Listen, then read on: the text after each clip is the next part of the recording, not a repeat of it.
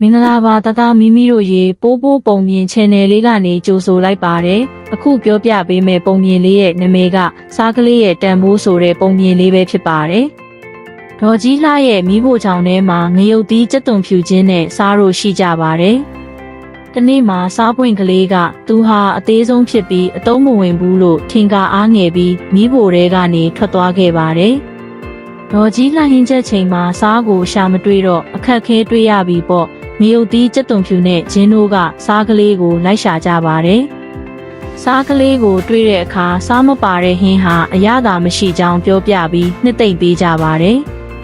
နောက်ဆုံးမှာစားကလေးကအရွယ်ငယ်ပေမဲ့ကိုယ့်နေရာမှာကိုဟာတန်ဖိုးရှိပြီးအသုံးဝင်နေဆိုတာနားလည်သွားပါတယ်တတမီမီတို့လည်းအခုပြောပြခဲ့တဲ့ပုံမြင်တွေကလိုလူတိုင်းဟာအသေးဖြစ်စေအကြီးဖြစ်စေကိုယ်တန်ဖိုးနဲ့ကိုရှိပါတယ်ကိုအားမငယ်ပဲကိုနေရာမှာကိုသာအရေးကြီးသူဆိုတာယုံကြည်သင့်ပါတယ်အဆုံးထိနားထောင်ပေးလို့ကျေးဇူးတင်ပါတယ်နောက်ဗီဒီယိုမှာပြန်တွေ့ကြမယ်နော်